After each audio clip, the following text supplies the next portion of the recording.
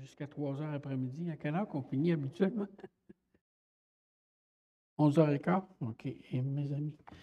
Fait que c'est ça. Écoutez, on dirait que ben ça m'appartient, là. Est-ce que tout le monde en a eu? Oui? OK. On dirait que moi, plus que je prêche, plus que je suis mal à l'aise. Fait que ça va pas bien. Mais en tout cas, ça me fait plaisir, ça me fait vraiment plaisir d'être avec vous, puis de partager. Ce que je veux tout simplement, c'est partager ce qui brûle dans mon cœur, ce que j'ai dans mon cœur pour vous, en tout cas. Fait que, puis là, là, ça a été dit, là, je ne sais pas trop où, là, mais que je vous parlerai de la prière.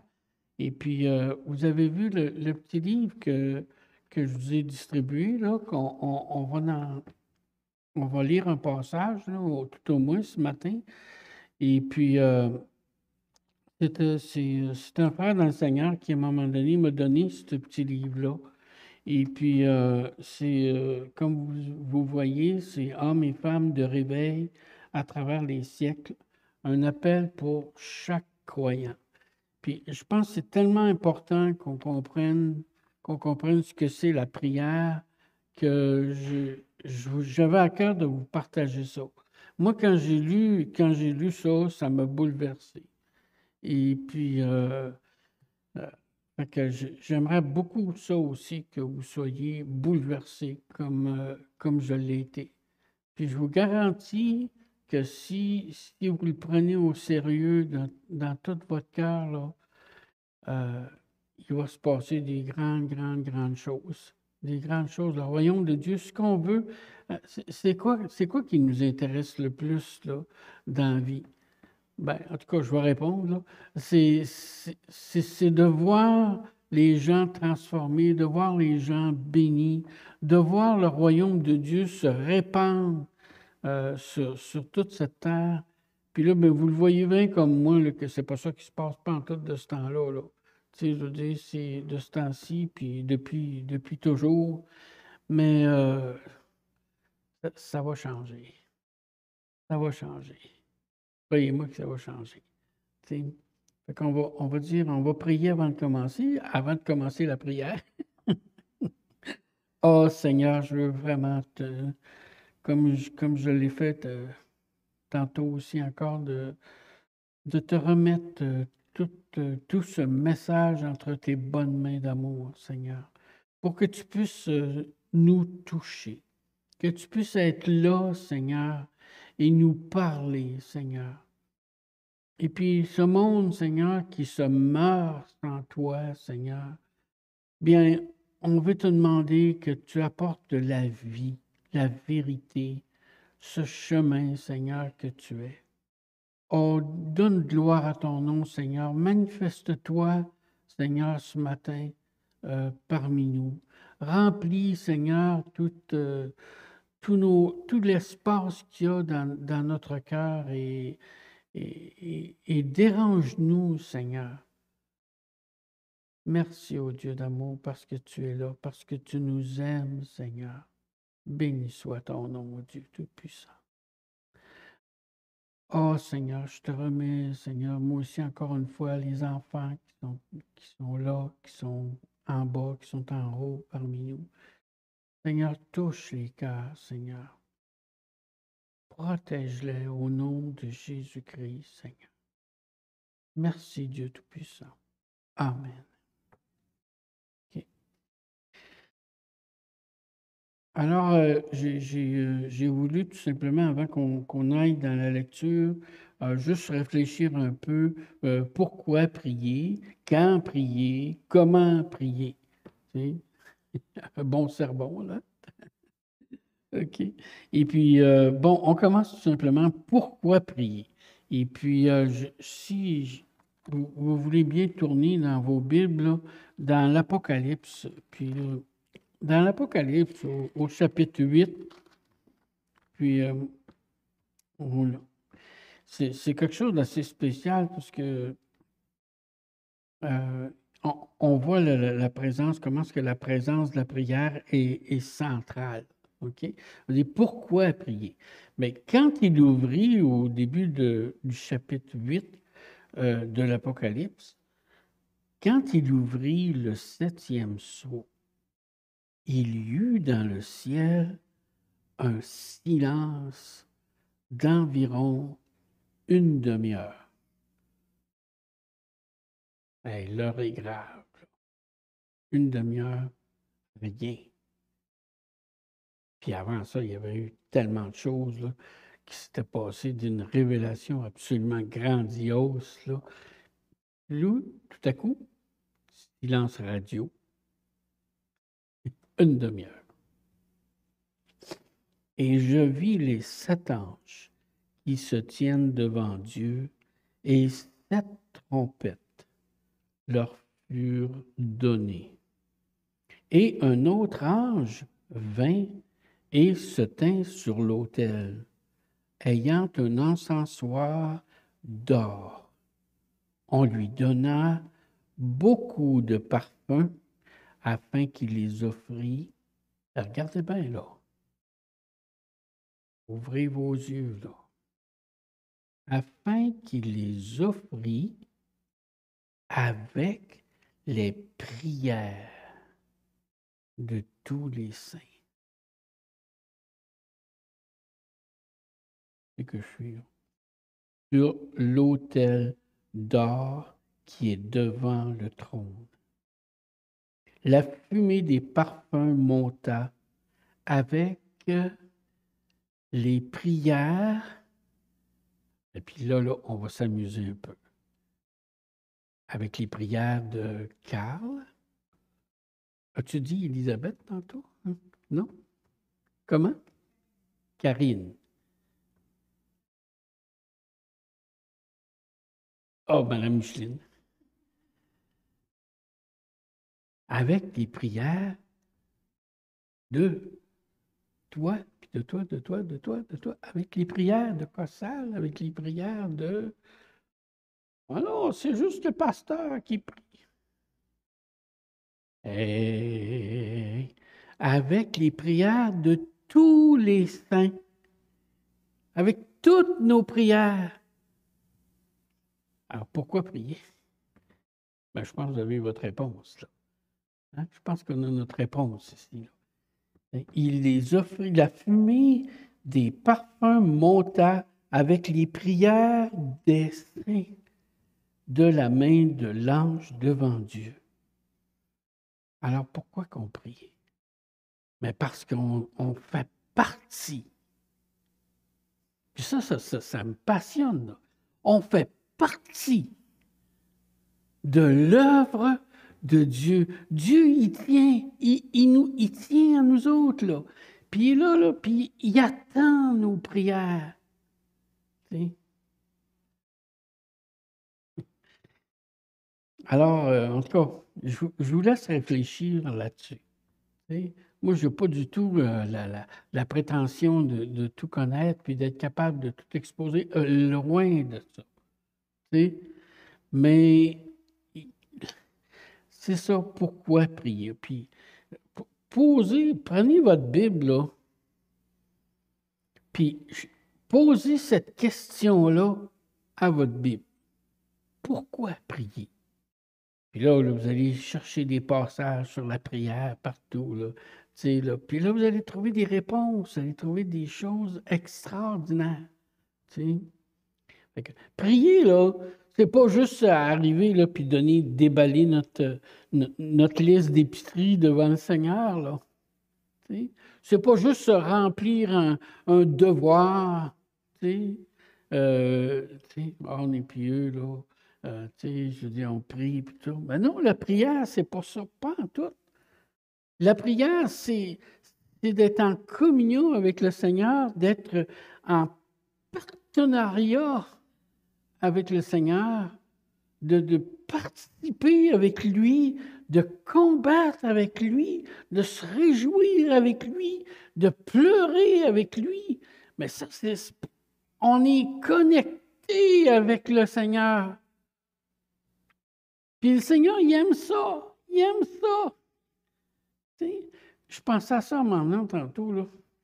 Et puis je me disais,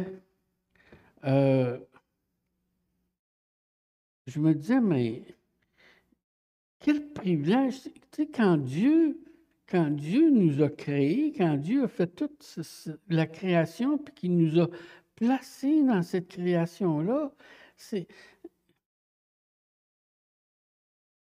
je ne sais pas, ceux qui ont des enfants, là, on les aime-tu, nos enfants, ou si on les aime pas? Hein? Ta maman, t'aimes-tu, toi? Oui, hein? Puis toi, ton papa, il t'aime-tu? Hey, là, j'ai le don de mettre le monde mal à l'aise, moi. Puis, fait que, tu sais, c'est ça que le Seigneur, il nous a créés pour qu'on soit avec lui, puis qu'on vive avec lui, et puis qu'on travaille ensemble, tu sais. Ah, je pourrais vous citer des exemples, là. Tu sais, comme mon voisin, il dit, ah, mon fils, mon voisin, c'est pas vrai, c'est le voisin de ma fille, mais je suis tout le temps là. Et puis, fait que, il dit, ah, mon fils est électricien, quand il va venir, il va arranger. Mon fils, mon fils, mon fils. Puis, tu sais, c'est ça. Mais le Seigneur, c'est pareil avec nous autres. La prière, là, c'est un rendez-vous avec lui. Tu sais, c'est un rendez-vous qu'on peut parler avec lui, qu'on peut participer. Regardez, c'est l'ange de l'Éternel qui avait rencontré Abraham, je ne sais pas encore, là, puis il disait, cacherons-nous à Abraham ou à Abraham ce que nous allons faire. Non, il ne veut pas le cacher. Le Seigneur, il veut se révéler à nous, il veut nous dire puis là, mais qu'on soit là avec lui. Je pense, attends un peu, je pensais aussi à Moïse, là. Ah on va en regarder les prières tantôt, on y reviendra. Moïse qui se plaçait entre Dieu puis le peuple. Tu sais, tu veux écraser le peuple, il va falloir que tu me passes sur le dos avant. Ah, c'est ça la prière. C'est vraiment là, c'est vraiment d'être avec le Seigneur puis de dire, hey là, où est-ce qu'on s'en va là?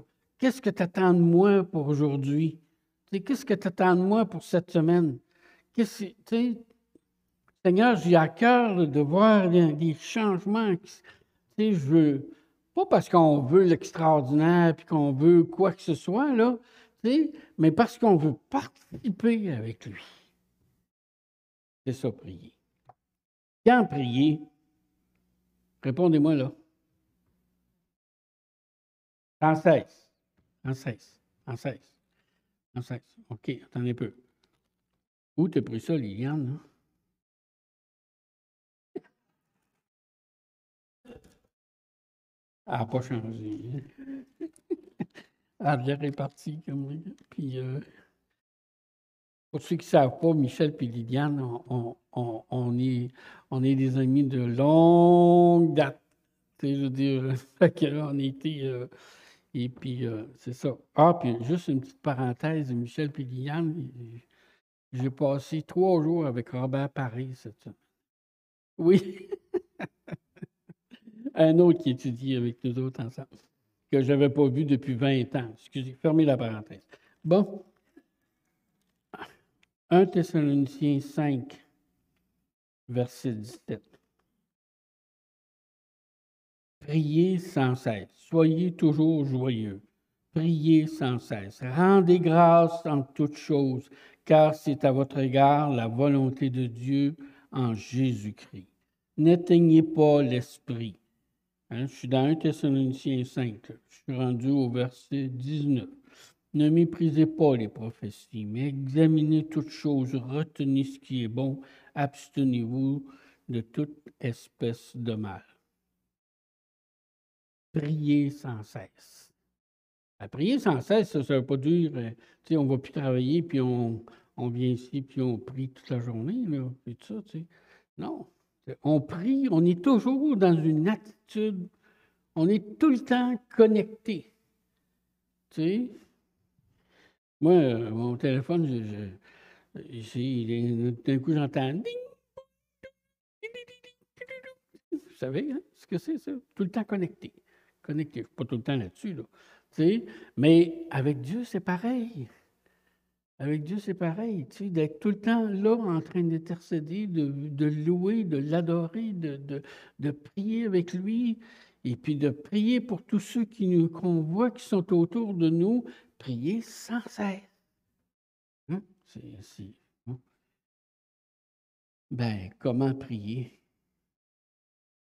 Il n'y a pas de, il y a pas de recette. Il y en a une. Hein? Matthieu chapitre 6, voici comment donc vous devez prier. Hein? Puis là, ben, notre Père qui nous a donné comme, pas pour être répété puis perrocoté, tu sais, mais pour nous instruire, pour savoir un peu comment nous guider dans notre prière, que le royaume de Dieu s'établisse, qu'il prenne soin de nos besoins, qu'il nous pardonne nos iniquités. Comment prier? Ben, je pense que quand on est vraiment en connexion avec le Seigneur, on le sait comment prier. On le vit, ça. Et à chaque jour, puis tout ça. Comment prier? Moi, j'ai écrit ici une petite note, là. La recherche, c'est la recherche de la personne du Seigneur. Puis c'est la recherche de la personne de Jésus lui-même. Avoir une intimité avec le Seigneur qui est grand, qui est merveilleux, qui est le roi des rois. Un de mes chants préférés, moi, c'est Roi des rois. Non, pas ça. C'est en tout cas, mais ça dit Roi des rois, là, Seigneur des seigneurs. Et puis, la recherche du Seigneur, la recherche du royaume.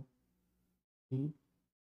C'est comme si on était on est des ambassadeurs pour chercher à établir, bâtir des connexions, bâtir des liens, tu sais, pour que le royaume de Dieu puisse prendre racine dans les cœurs des gens. Et partout aussi. Fait qu'on doit prier tellement pour nos gouvernements, prier tellement pour nos amis, nos voisins, nos familles. Tout ça. Rechercher la personne du Seigneur, puis rechercher, je dirais, là, une intimité avec Jésus lui-même. C'est ça la prière, pour moi. Ben, oui. On va regarder, juste pour nous aider un peu, là, admettons Exode chapitre 32.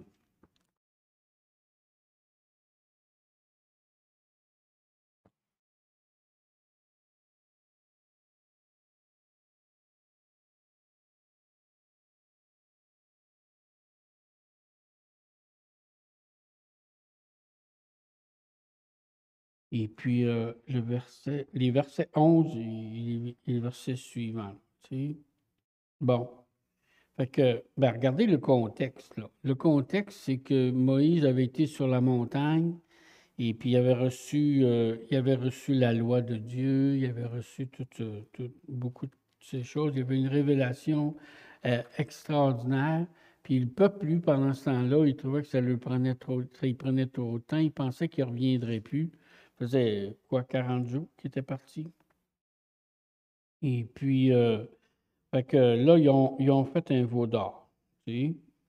Et puis, euh, fait que là, tu sais, l'Éternel dit au verset 9, ah ben, on va commencer au verset 7, admettons.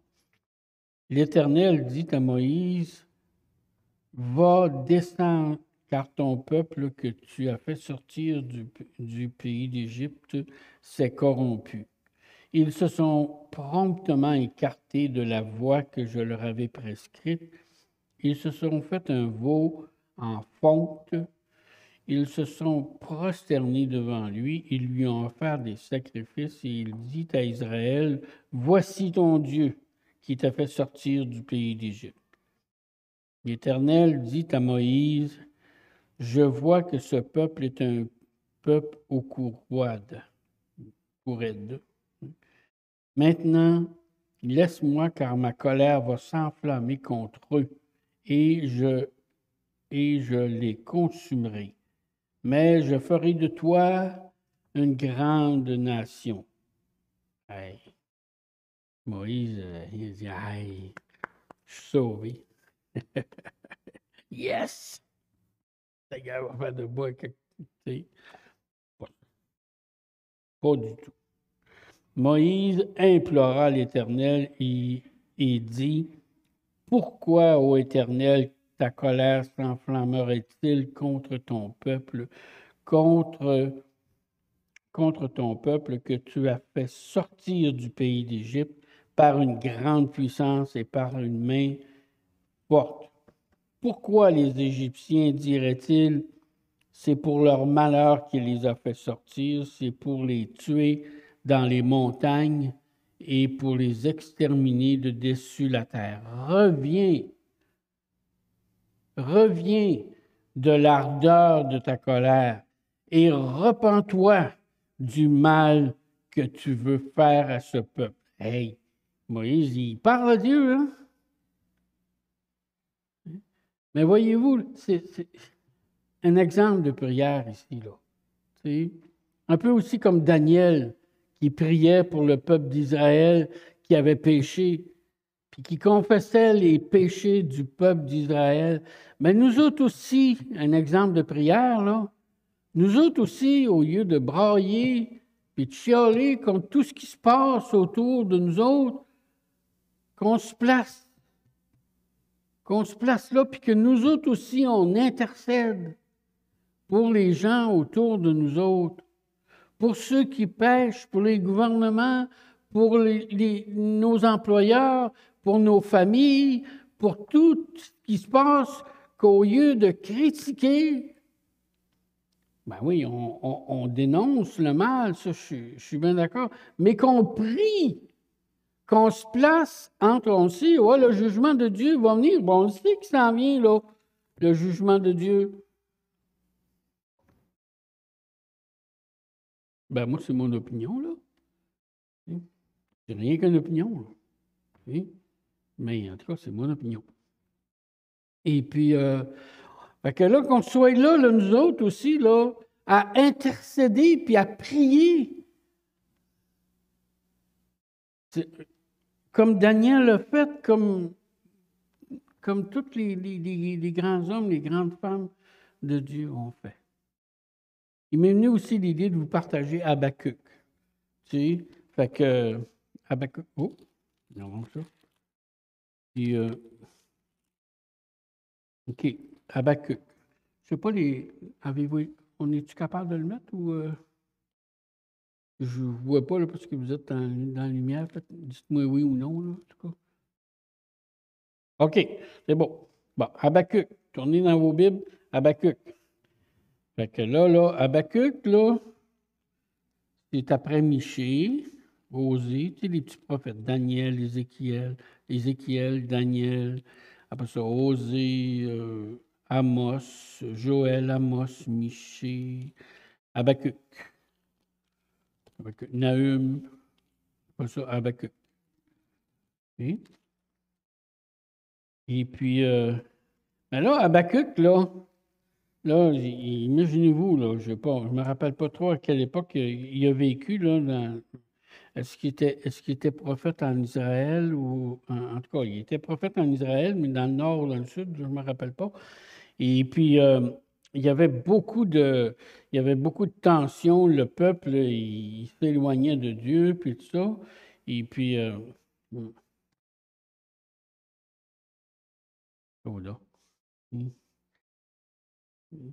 Le peuple, là, il avait connu toutes les grandes délivrances de Dieu, mais là, après ça, avec les centaines d'années qui passent, il était devenu, oui, croyant, toujours croyant en Dieu, tu sais. mais, euh, mais tellement loin du Seigneur. Puis là, ben, les prophètes aussi, ils n'étaient jamais aimés, là, ou très rarement aimés, là. Et puis, parce qu'ils dénonçaient tout ce qui se passait. Ah, et, ils n'étaient pas aimés. Les prophètes ont toujours été, la plupart du temps, je dirais, là, la grande majorité du temps, détestés, là. Puis ils finissaient bien mal. Mais regardez son cœur. Regardez son cœur. Moi, j'ai toujours été touché par au chapitre 2, le premier verset. Il disait, j'étais à mon poste et je me tenais sur la tour. Je veillais pour voir ce que l'Éternel me dirait. Et je répliquerai. Et ce que je répliquerai après ma plainte.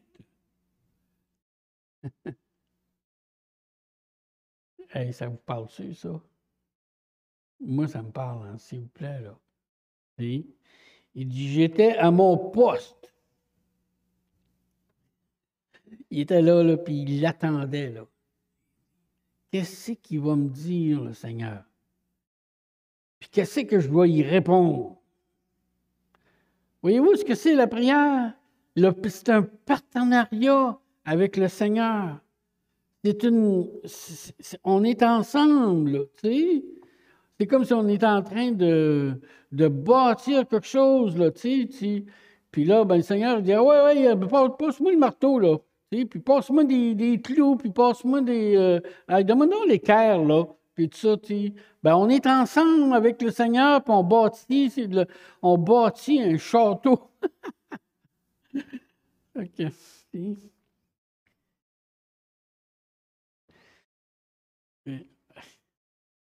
Êtes-vous capable ou si on va lire beaucoup aujourd'hui?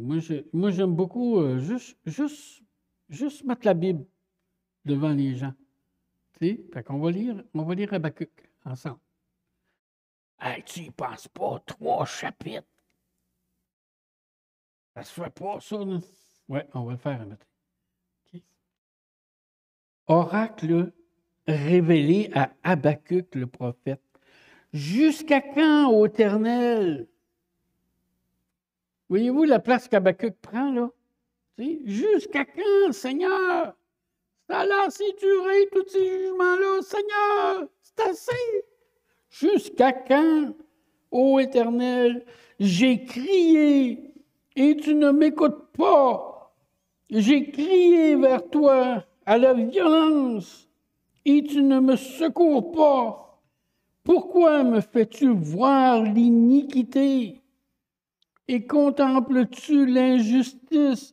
Pourquoi l'oppression et la violence sont-elles devant moi? J'en ai assez, Seigneur. Il y a des querelles et la discorde s'élève. Aussi la loi n'a point de vie, la justice n'a point de force, et le méchant triomphe des justes, et l'on rend des jugements iniques.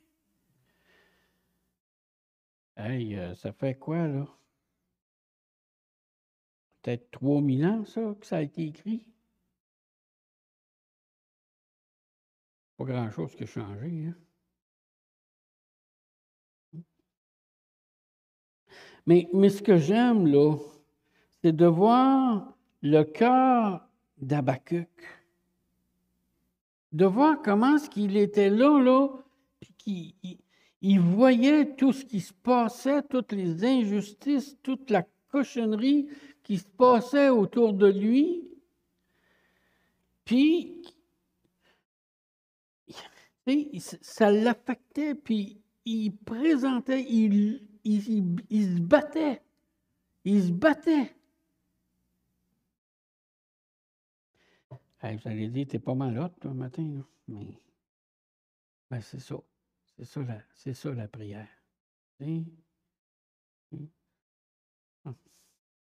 Ah, Seigneur, je te prie pour ma famille. Oh, Seigneur, ils ne te connaissent pas, mais pas ça, la prière. C'est une lutte, c'est un combat, c'est vraiment de louer puis de travailler avec le Seigneur. Tu sais, on ne lira pas tout avec eux. Fait que vous avez compris, là, tu sais, mais vous avez vu comment est-ce qu'on peut lire, puis comment est-ce qu'on peut comprendre, puis tu sais, on rentre dedans ça. Là, vous allez prendre votre petit livre. OK? Bon. Et puis, on va lire à la page 10, là. Mais on aurait pu lire. Ça, c'est comme toutes des courtes biographies d'hommes, de femmes de Dieu, tu sais, qui se sont battus et puis qui ont vraiment compris ce que c'était la prière. C'est un appel pour chaque croyant. Là, excusez-moi. Bon, on va lire une petite biographie ce matin de William Burns. Et puis, j'ai voulu vous offrir ce petit livre-là. Et puis, là, on va en lire une partie ensemble. J'espère que ça va vous donner le goût là, de dévorer le reste, puis que ça va transformer votre vie. Oui. Je sais qu'on ne peut pas passer tous 8 heures par jour dans la prière. Et puis, bon, il y a quelqu'un qui est appelé, là, je ne sais pas qui. Bon, on va attendre qu'il s'arrête, là. C'est ça. Hein?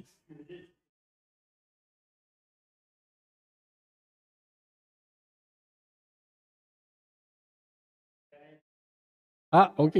Bon, ben, c'est beau, c'est bien beau. C'est parfait, c'est parfait. OK. C'est pas plus grave que ça.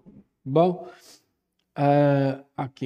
Je ne me rappelle plus, là. Fait qu'on va lire la biographie de M. William Burns, qui a vécu de 1815 à 1878. OK. La prière façonne l'histoire par David Smithers. Ça, c'est lui qui a fait, qui a mis ça dans son livre, là. En septembre 1840, le pasteur Robert Murray O'Sheany, très connu pour son esprit de prière, écrivit une lettre à William C. Burns. Je suis profondément convaincu que si nous voulons être des instruments d'un véritable réveil, nous devons nous purifier de toute impureté dans la chair et dans l'esprit. Oh, demandez jusqu'aux larmes votre sainteté personnelle, une constante communion avec Dieu par le sang de l'agneau.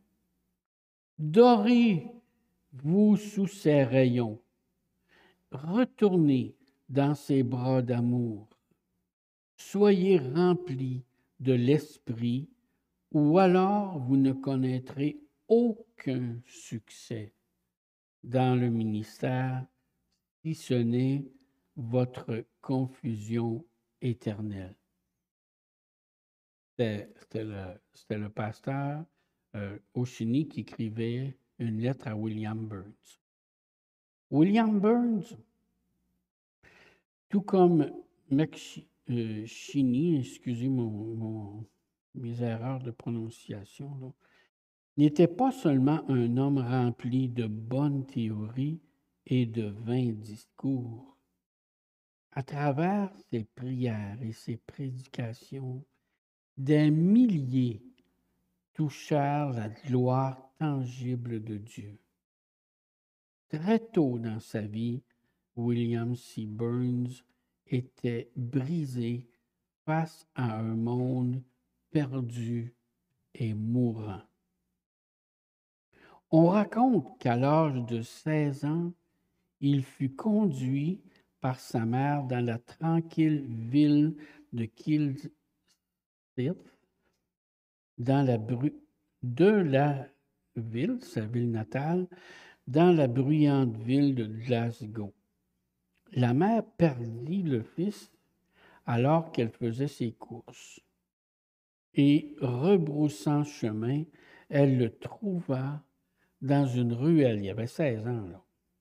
Elle le trouva dans une ruelle où elle le vit, le visage tout ruisselant de larmes. Elle s'aperçut qu'il souffrait d'une grande agonie et dit: Willie, mon garçon, qu'as-tu donc? Es-tu malade? Avec des pleurs arrachants, il répondit: Ô maman, le bruit assourdissant que font ces gens sans Christ, qui s'acheminent vers l'enfer, déchire mon cœur. Les yeux du jeune William Burns avaient entreaperçu les horreurs éternelles d'une éternité en Christ.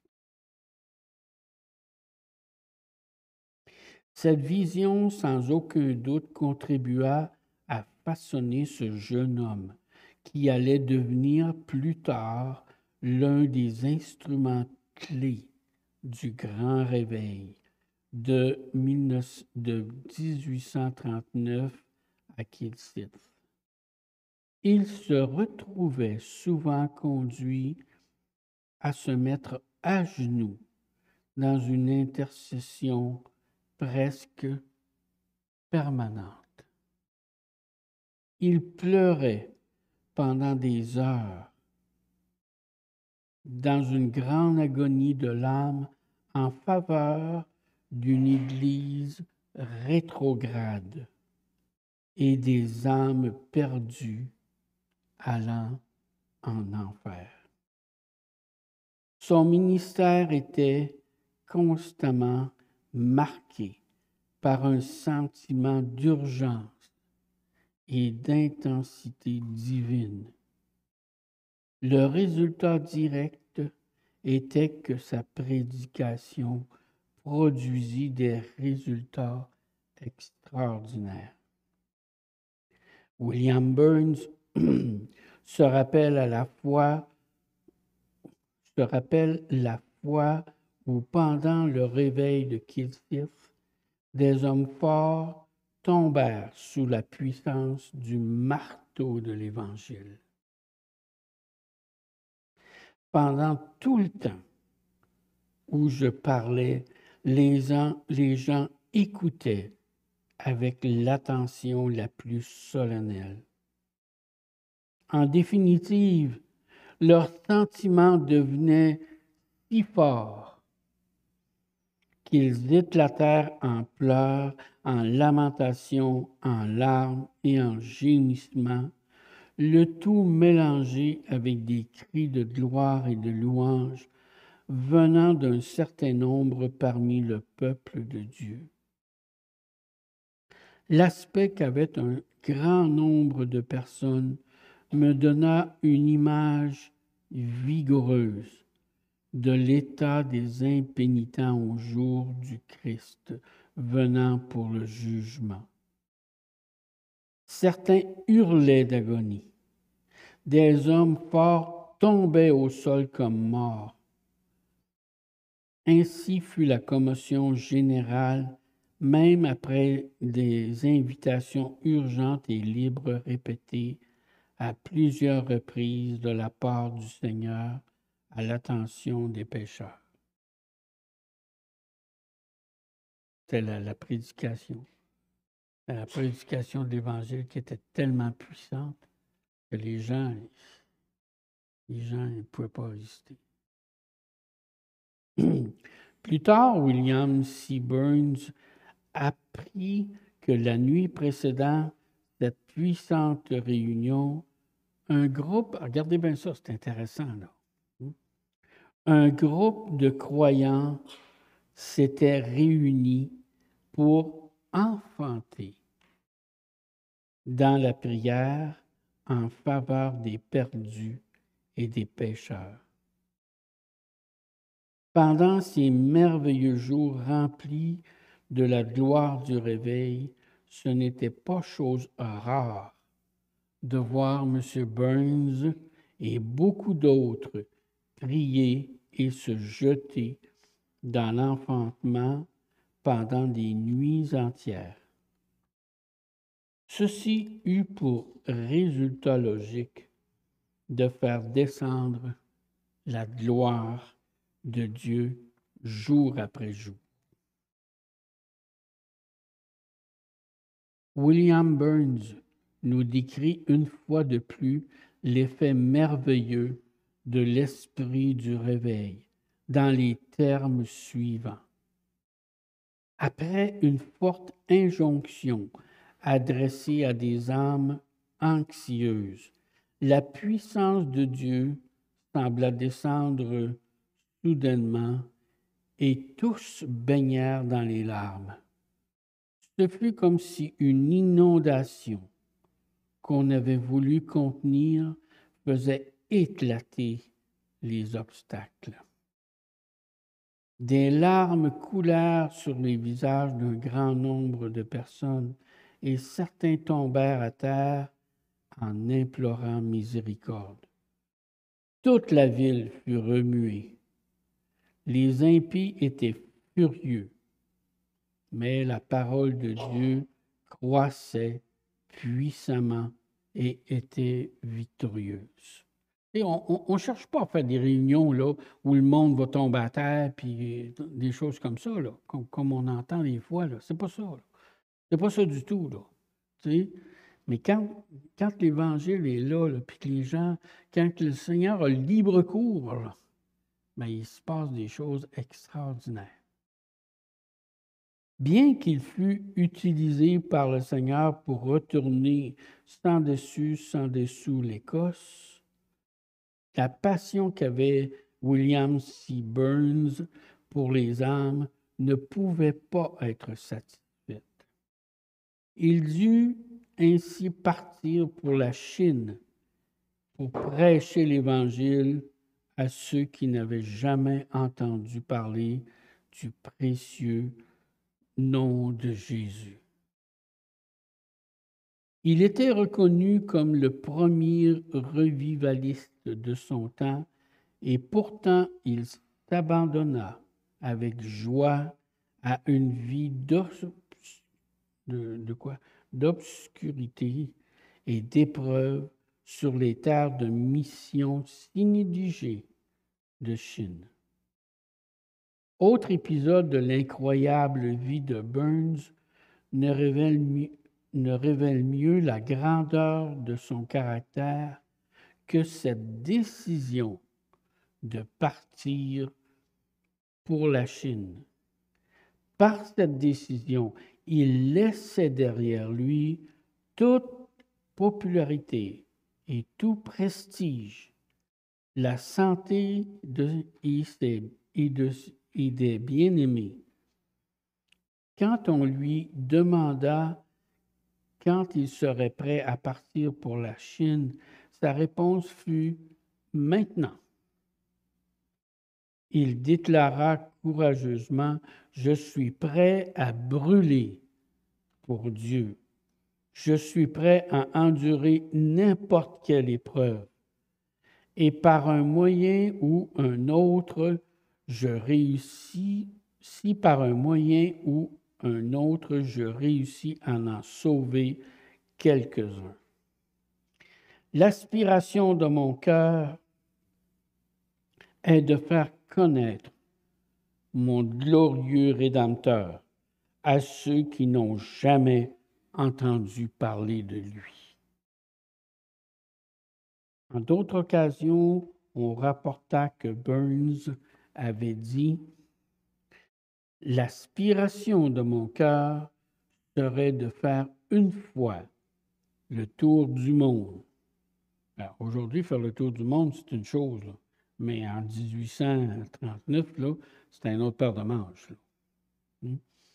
L'aspiration de mon cœur serait de faire une fois le tour du monde avant que je meure, afin de prêcher à l'oreille de chaque créature l'invitation de Dieu à croire à l'Évangile.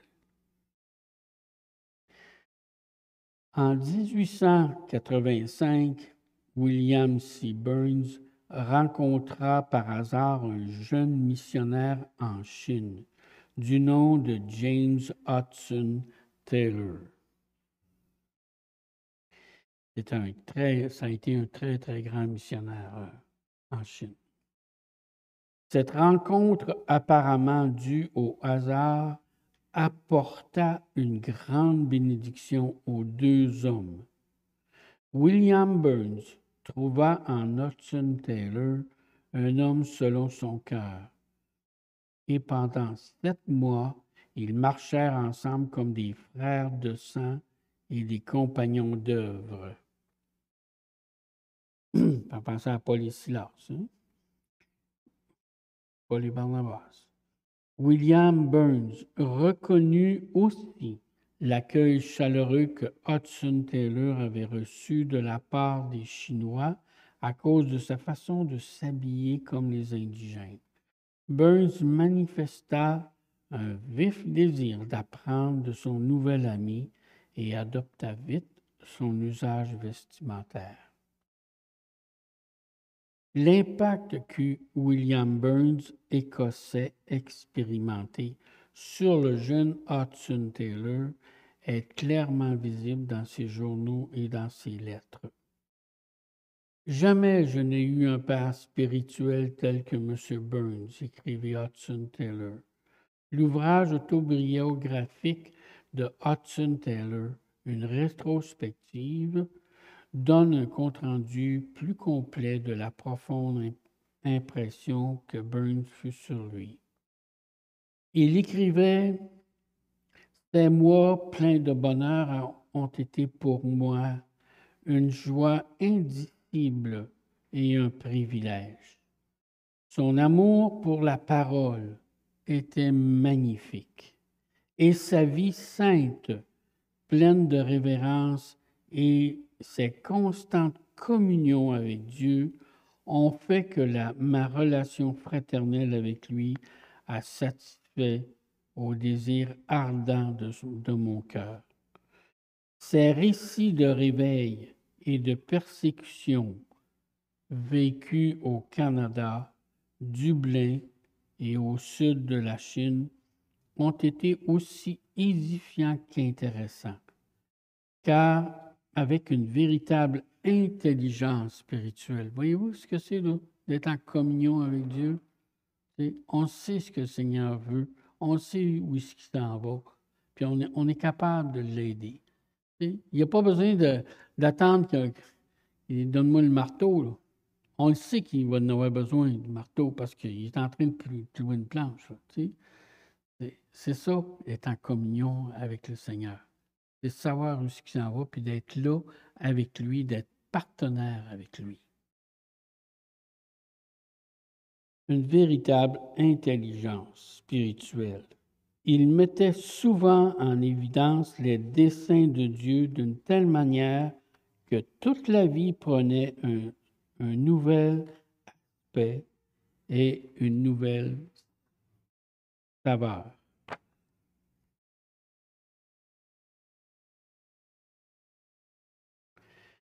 Ah oui, regardez ce qui s'en vient. La conviction qui l'animait, selon laquelle l'évangélisation en particulier était la grande tâche de l'Église et que la vérité, selon l'Écriture, que l'ordre de mission est adressé à des évangélistes laïcs, tout le monde ça, devait être restauré, a été des semences qui ont porté du fruit dans l'organisation de la mission intérieure de la Chine. William Burns était consumé par une passion brûlante pour l'agneau de Dieu. Dieu trouva un homme attentif. Dieu trouva un homme attentif. Burns était à ce point attentif qu'il écoutait, obéissait et demeurait à genoux. Burns reconnaissait que la prière, regardez bien ça, là, reconnaissait que la prière superficielle et peu profonde était l'un des principaux obstacles. C'est pas rien, hein? Au royaume de Dieu. Il croyait que le manque de persévérance dans le lieu secret de la prière donne la victoire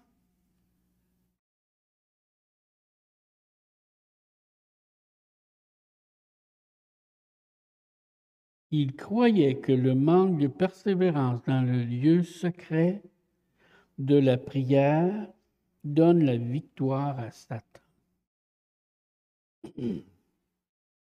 Burns écrivait « Beaucoup de ceux qui viennent dans le lieu secret sont enfants de Dieu.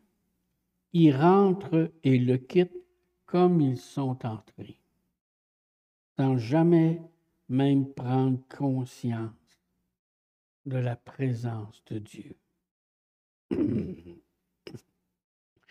Et il existe des croyants qui, même quand ils obtiennent une bénédiction et reçoivent un attouchement dans leur âme, quittent le lieu secret sans rechercher plus.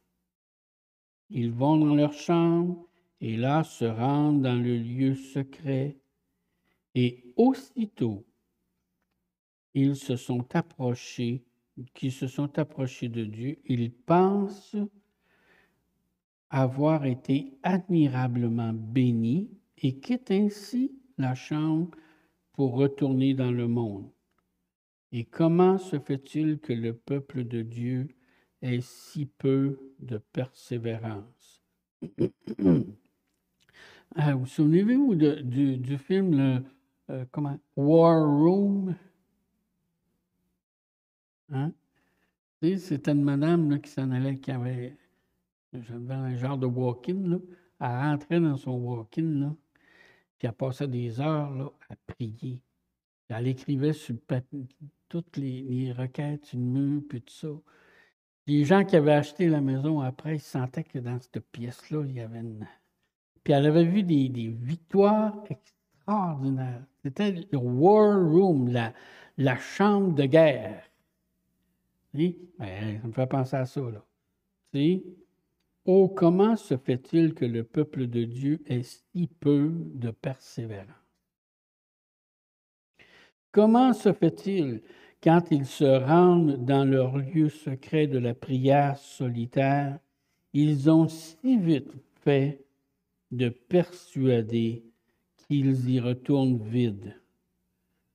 Au lieu de combattre avec Dieu pour qu'il déverse son Saint-Esprit, ils quittent le lieu secret sans réponse et interprètent cela comme étant la volonté de Dieu.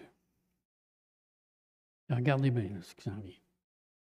Dans Ézéchiel 22, versets 30 et 31, le prophète nous donne un avertissement au sujet de ce qui arrive quand Dieu ne trouve pas de vrais hommes et femmes de prière ayant un cœur brisé et obéissant. Je cherche parmi eux un homme qui élève un mur, qui se tienne à la brèche. Quelle belle image. Devant moi, en face du pays, afin que je ne le détruise pas. Hey, trouvez-vous pas que c'est contemporain, puis pas à peu près? Je le relis là. Je cherche parmi eux un homme qui élève un mur.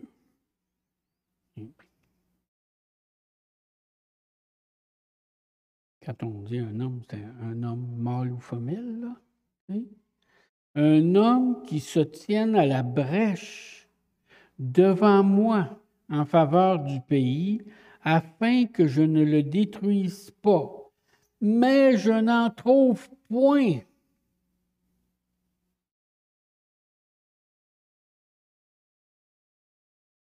Ça me fait penser à ce verset-là dans Isaïe, quand Dieu dit, « Mais qui enverrai-je et qui marchera devant moi, devant nous? » Isaïe, qu'est-ce qu'il a répondu? « Me voici, envoie-moi. » Je répandrai sur eux ma fureur, je les consumerai par le feu de ma colère. Je ferai retomber leurs œuvres sur leur tête, dit le Seigneur, l'Éternel. Qui parmi... C'est comme ça pour nous autres aujourd'hui, là. Qu'on se tienne là, puis qu'on intercède pour notre monde autour de nous, qu'on intercède pour l'Église, qu'on intercède pour nos frères, nos sœurs, tu sais, que Satan veut cribler, nous détruire, nous faire taire, nous faire faire une petite religion à Saint-Saëns.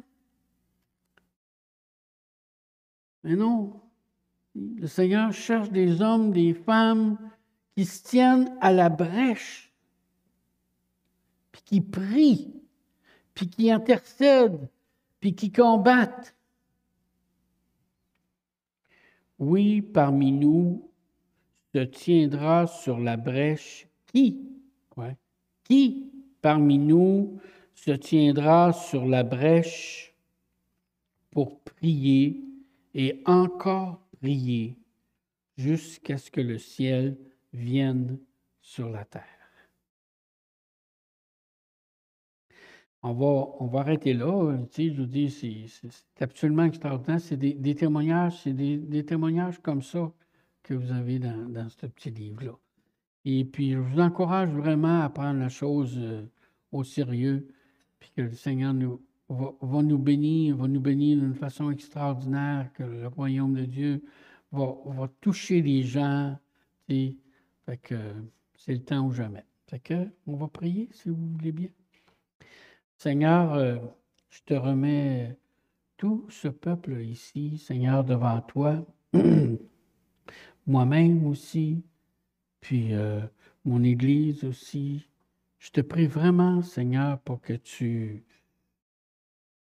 nous touches, que tu nous transformes, que tu nous bouleverses et que tu bouleverses les gens qui vivent ici tout autour.